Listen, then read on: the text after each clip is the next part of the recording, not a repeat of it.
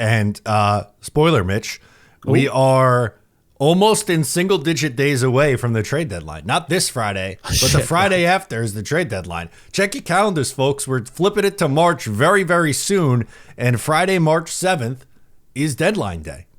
That's right. Oof. Yeah. It's getting close, man. I'm uncomfortably close. I kind of wanted to know the direction we were going in before we reach single digits towards the trade deadline. But here we are, as you're saying, 5 points out of a playoff spot with a game in hand, sure, but with 4 teams to leapfrog minimum. Yeah, great. And look, the Habs and Flyers are level on points with us. Like, we have games in hand on them, but those are both teams that are right there in contention. It's not like it's us, 3 teams, and then the wild cards.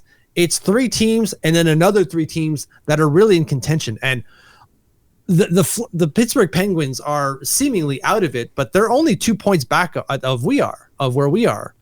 Sure, they've lost 3 in a row just like us, but man, if they hit a good form, like, who knows where they could go? Like, it's really tough to be in this position because we could very well make it, but we could very well not, and it could end very poorly for us if we do the latter with the decisions we seem to be making. Worst thing you could do is remain the status quo and miss out on the playoffs and finish like, I don't know, with like 85 points on the year. Yeah. And you're kind of just in the middle. And you're like, well, now what do you do? Draft lottery, please.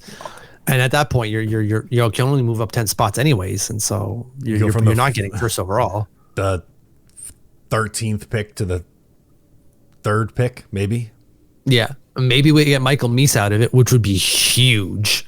But you can't rely on that as a plan. You can't be like, well, we'll win the lottery. Our odds are like 3%. Let's go. I'm knocking cups over. That's how excited I am over here. It's just not a reasonable thing to do. So in terms of a pulse check, my pulse is all over the place right now because I'm not too pleased about some of the rumors that have come out about re-signing Kyle Palmieri and Brock Nelson. No, and I'm sure you're kind of the same page. No, kind of the same page as well. I feel like we keep rehashing these same points, but that's what it's gonna be until next week.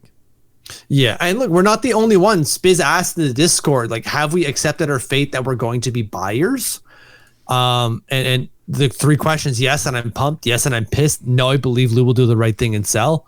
Yes, and I'm pissed. Won with 67% of the vote. Ugh.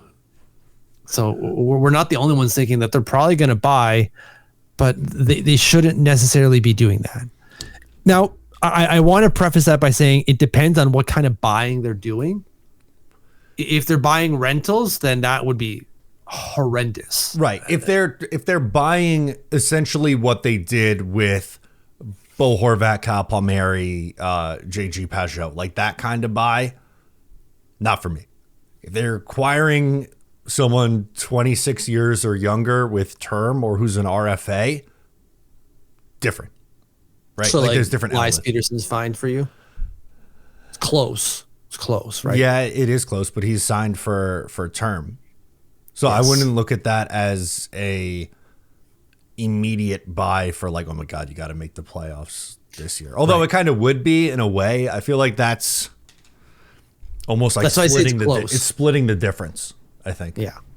It's borderline not, because he isn't yet a UFA. Like, he wouldn't reach UFA status if he was, out of a contract right now.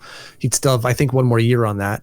Or this would be the final year. No, you're right. This would be the final year. So he would be UFA at the end of this season type of thing. But he is signed to a contract for $1 bajillion, but he's also a 100-point player at one point and a 30-goal scorer multiple times. So you're like, there's something there to that. You're adding a player for not just this year. You're adding a player for years to come. And the difference there too is that's not a trade you can make by only giving up assets. You're moving something else out, whether it be Noah Dobson or a forward to do that. Right.